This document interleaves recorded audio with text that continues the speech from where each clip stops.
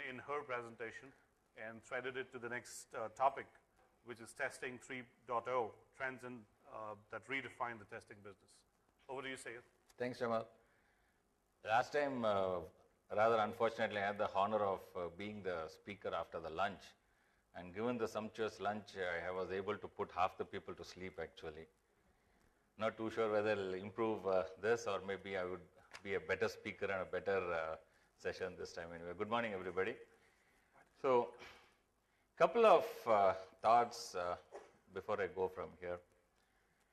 I'm not going to talk too much on what we need to do from a testing per se, what are the transformation that is happening. I think because there are a lot of other speakers who are going to come and speak on this subject, like Shalini has already done a session, and I have a couple of my colleagues and so many of the other tracks.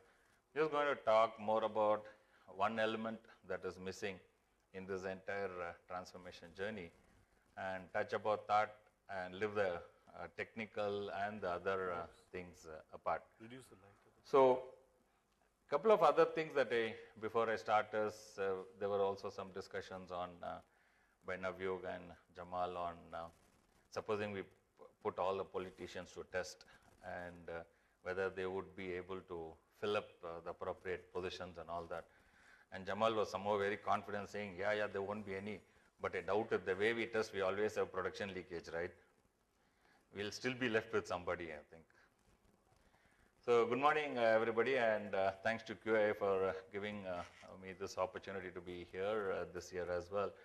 So what I'm going to touch about briefly is that the trends that are redefining the testing and sort of how are we coping into that.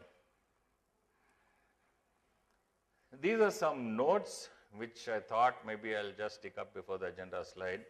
It's pretty rosy in terms of the growth. Year on year, our industry analysts predict a huge market, $1 billion, and a headcount growth running into thousands of people and more testers and so on and so forth. And IT spending coming in a big way. And if you see this box out here, it's catching up pretty well in the Indian market also. Indian market is also opening up in a sort of a huge way. But one thing that is always intriguing everybody is, in spite of all the market growth, we are still not able to sort of understand why organizations still don't hire or organizations still fire people. That is one problem that we always have. Numbers are rosy, predictions are rosy, growth patterns are rosy, graphs are rosy, but the attrition is also pretty rosy, unfortunately. That is one which is a bit of an intriguing factor that nobody is able to provide the pulse point. And a lot of people, wherever we talk about analysts, we meet everybody and people talk about these key factors. What do you do to reduce cost, achieve predictability, improve quality, and so on and so forth. So these are the key pointers that everybody is focusing on. How do we do that? How do we sort of improve? It takes 10 months to produce a baby. Okay, can we automate it, make it faster? So these are the things that keeps coming up. From my perspective, unfortunately, what I feel that is missing is we are missing the human part of it, the human engineering part. We have not given thought to us who can basically do any of these, improving the quality or achieving the predictability and so on and so forth. So unfortunately, we have not been focusing enough as an organization, as an industry, on how do we focus on this core raw material that can produce. See, what you see here is maybe about only 5-10% is needed for achieve. What we need is another 85-90%, which is us as human beings. So the industry, the government, or the organizations have not really focused. As an individual also, we have not really focused on seeing how do we need to improve the human elements, how do we improve the work-life balance, and so on and so forth, to ensure that you have the right skilled people to meet the current challenges that we have. And Shalini had told about the various challenges that we are having, and so many other colleagues, and I'm going to touch about a few also. Industrial, a service delivery model, pay-as-you-go model, factory-based approaching, and everything is a cloud, mobile. But what are we doing to the raw elements, that is us? Are we doing anything to improve the quality of the raw elements so that the end result is going to be much more predictable on the lines and much more the way the market is looking for? So that is one we really need to consider. Human engineering is one aspect that has not been touched upon by anybody so far. So I think that is one we really need to start focusing on if we really have to have a workforce to adapt the very rapidly changing transformation. When you say transformation, it takes a while of a time, but the way we have sort of transformed, testing has transformed in the last maybe about 3 to 5 years, and the way the road is going to go ahead, it's going to be a sort of a multiple such transformation. But are we gearing up? I don't think we are. We are still maybe in the bullock cart age as of now. So these are the key points that I want to really touch. And also, one thing so far we have not been able to still succeed. I don't know how many of you would you agree. Though we have leading people from here, testing is independently is a very big, huge, large market. Testing is still sort of taken as, okay, if I don't have an option, let me take testing. People are still do not want to choose testing as a career. You go to any college, you go to any the fourth year of the off-campus and on-campus drive, I've seen people literally, when they have said that you are allocated to testing, people have broken down and cried. Okay, so we haven't done anything to improve that as well. So the first entry point into our fraternity itself is a very sad state. I have my own son, okay, and he's working in Wipro. He says, do you want to choose testing? I said, no, I'm comfortable where I am. Okay, he's in development. So he sees me pretty successful in the testing career, but he still doesn't trust the testing to provide him a good career. So I think as an organization, as an industry, we really need to do something so that one is we enable the human engineering part and make that person ready, and somehow change his perception of testing. So these are key factors I think we should really need to focus going forward, so that you get the right elements into the testing group, so that we could provide the resources that can address all the challenges that we have today. This is a brief agenda. I think most of the talking I've already done, but this is a sort of a brief agenda which I thought I would sort of walk through.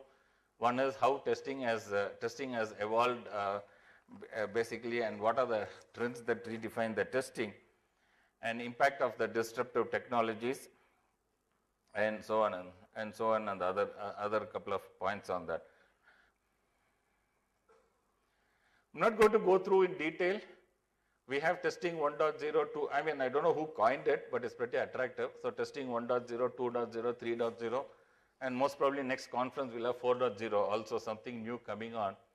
But unfortunately, from a skill perspective, from a metamorphosis perspective, I think we are still pretty much somewhere between 1.0 or I don't think we haven't really got into the 2.0, maybe about 1.5, and so on and so forth. There's so much of education that has to happen, both for us, for the client, and for everybody, to really move everybody into up the value chain, basically. Like Shalini was talking about innovate. I think I pretty much agree. Innovation has to happen, right? But the problem we have today, at least in the IT industry that we have seen, and in testing industry I've seen, is we are trying to innovate without having an end state on mind, unfortunately. A client comes and says, okay, can you give me an innovative solution? Okay, what do you want in innovative solution? You want, instead of 5 bodies, 2 more at the same rate. That is the innovation that they're looking for, unfortunately. So innovations will succeed only if we have an end state on mind. Okay, like Thomas Alva Edison wanted to innovate a bulb which could run out of current. He went through about 1,200 or 1,300 iterations before he succeeded, but he had an end state in mind. We are trying to innovate, change, but not knowing where the end state is or what the end state is, and that is why, unfortunately, we are sort of focusing the real value and not gaining what we need to do from an innovation perspective. So it's pretty imposing. if you say they're leading the change, this is what is in reality is happening. On-demand sourcing as a service, disruptive emerging technology, social media, many types of consumption model. And unfortunately, today we are in a world, I don't think there are any industry analysts here, right? Okay. There are waves and waves of reports. You read it, it's fantastic, fabulous, but you don't understand any heck of it actually. Their terminologies are great. Okay, you have, I mean, I don't want to name it anyway. You have terminologies are great. They predict where the market is going. And the next month, the other industry analyst comes and predicts the different trend totally altogether. So whom do we take? We take this or that or the third one. And unfortunately, the CXOs get glued to these reports. And for them, if they talk a few words on the same pattern, it's pretty impressive. So, okay, can you give me an industrialized service delivery model? I said, fine.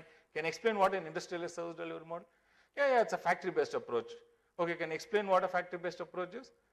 Oh, we have people who can churn out. So can you define more? No. It stops there. The buck stops there. But unfortunately, our sales guys takes that and says, yeah, we can give an industrial model, factory-based model, and they give example. Okay, you want to buy, for example, let's take Suzuki. You want A-Star, I can produce A-Star. You want Desire, I just stop that and change and you have the Desire. It works on a factory because the raw materials are same, ingredients are same. It's only the way the designs are casted and molded are different. But on a software, the industrialized service delivery or the factory-based approach will not work because for the same reason that we were also talking about the domain-specific intensity that we have. A tester today, financial services, and in financial services we have umpteen sub-verticals actually. It's banking, property casualty, life and annuity, you have banking, you have mortgage. There has to be some sort of specialization. Unfortunately, we don't really focus. Today, given the bench pressure, given the billing pressure, you don't care who's on bench. You want some web tester, take a domain guy, put him in there.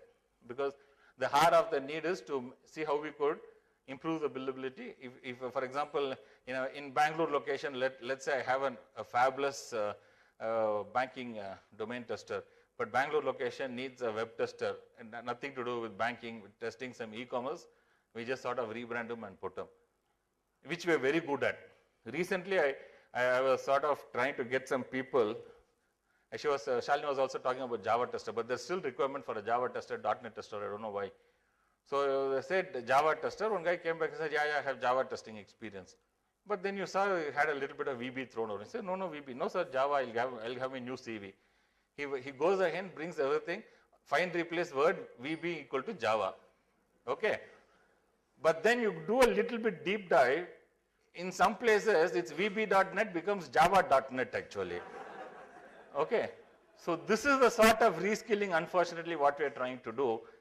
And organizations like us, okay, we are pretty senior people. We are the people who are placing these guys onto the client's delivery roles and all that. We are happy to push somebody. This call, throw the skin on the game. So today you have a sheep skin, tomorrow you have a leopard skin, tomorrow you have a tiger skin.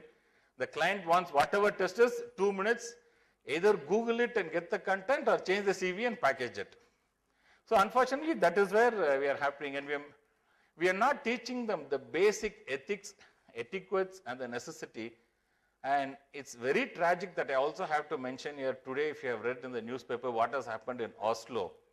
We have not even taught them the cultural differences that exist between countries to country. And unfortunately today, we have 2 of our compatriots who have been imprisoned for a charge that is very extremely common in India. Okay. Here, even beating, killing is absolutely no issue. But therefore, wetting a pan, this guy has gone for 1.5 years inside. So unfortunately, we don't train them on the cultural aspects also. It's us, it's in our hand basically to improve the overall quality of the people that we have, so that we would be able to stand up and deliver all the transformation that is taking place here. So that is why I thought I'll focus more on the human engineering part here, to sort of seed it as a thought here amongst us, so that we seed in the right focus, at least going from now on. Once you have the right raw material, molding it into delivering any service delivery, be it web, be it mobile, be it security, be it performance, be it compliance, it really doesn't matter. Only thing what we need to do is just infuse the right level of knowledge that is required and train them and hold them for the specific purpose, and I think we should be able to deliver.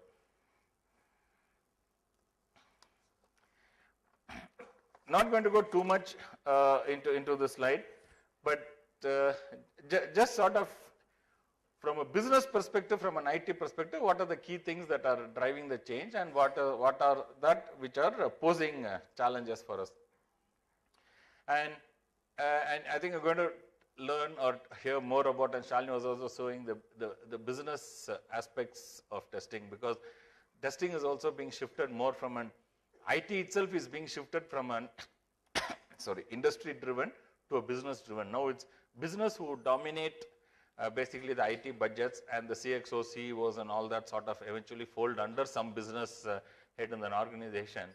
So with the business thrust, we also need to sort of deorient away from the way that we test technologically or technically an application to move more from into a business perspective. So what we really need to train our people is how do we test basically the business requirement of an application and what the business expectations are. And unfortunately, I think today all our guys unfortunately are very good at only at testing the GUI part actually.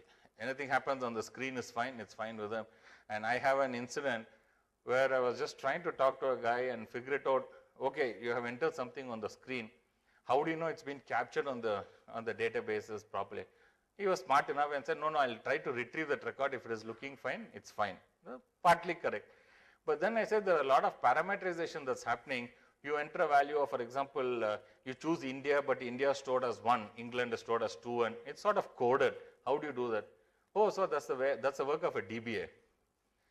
So unfortunately, what I'm trying to accentuate here is we have testers who do not even unfortunately go deep into the technical or the technology part that we ought to do. And the only worrisome part is how are we going to train them from a business aspect also. So when we test, it's just not what you see on the screen. It's also what you see which goes underneath into the other technology stacks and layers, okay? But also the final business outcome as to what it has to be. So this is, I think, one area that we really need to focus. And it's a long drawn process. As Shalini was saying, you can't sort of switch on, take them through a sort of a fast tracking process. All the organizations have Auto 101, Banking 101. I don't know where they picked up this 101 basically. So they have some crash training programs, put them in through, and within a week you have a good insurance tester, a banking tester. I think we also need to groom, because unless and until we are pretty strong on the elements of testing, there is no way we are going to meet the technology challenges. Because technology challenges like what? Cloud, from my perspective, I am prepared to debate with maybe some of the opinions also. From a cloud, from my perspective, it's not a major shift, because even now we don't know where we are testing actually. We're just logging into some application, we don't know where the heck the machine is properly until now. We've been asked to move into white box testing, code coverage and code analysis and all that. So this is where, these are some areas I think that we should, I'm trying to see more of an inward looking, what is it that we really need to do so that we could scale ourselves up and also our fraternity up, so that we will be able to stand up to the challenges. This is one interesting model, the alternate models of testing. Nobody understands what it is.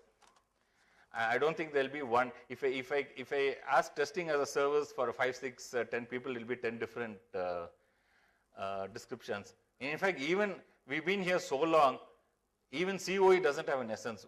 What I term as a COE and what somebody else can term as a COE, there may be a wide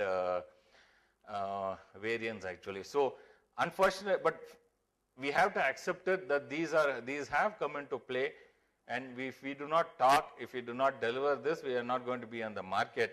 So these are the key things that also are going to create a major shift in the way that we really need to start looking from an engagement model like as a service. Like they say utility based, oh, you put on the switch, you just pay for the time the current works. I don't know how it's going to work on a resource model when it's going to give releases once every 3 months and 1 week of testing is what you're going to have. And basically the subscription model, unfortunately, most of these things that you see here fits perfectly well, fits perfectly well from an infrastructure perspective, because you have a physical entity, you can lease it, you can loan it for the appropriate time that is being used. Trying to place a human element into most of this is going to be a major challenge. And unfortunately, that human element, we are also not geared up so far to get into the mode where we would be able to at least even deliver 50% of it. And things are changing also. Like a couple of years back, CoreFlex used to be the key thing. Oh, CoreFlex model, you give it to the client, he is so happy. He doesn't even know what CoreFlex model is, in fact. Nobody provides a CoreFlex model also, right? You can't have 10 people building and 2 people, or 2 people I'll give you on Flex, they'll always be ready to jumpstart and all that, okay? So that has died, and now as a service model, crowdsourcing has gained momentum specifically on where you have the localization. So for example, for an application, if you want to test on 60 different languages, let's say for example, a PayPal or an eBay, you can't afford to have a Taiwan tester, Chinese tester, whatever other languages, Arabic tester and so on. So where there aren't too many confidentiality involved from a web application perspective, I think crowdsourcing is catching up, and that's getting pretty popular as well.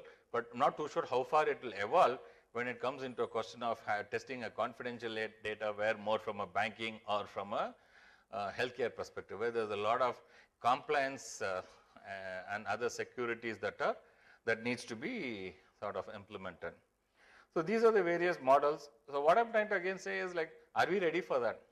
If not, what is it that we really need to do? And to go back to my point again, the basic ingredient, the raw material, us, the human, has to be really beefed up, brought up to a stage so that we would be able to deliver and stand up these models. So the challenges from a people perspective, additional skills needed beyond testing. That's what I've been talking. It's just not the testing, it's much more beyond testing. And lack of, I would say, in non-testing skills.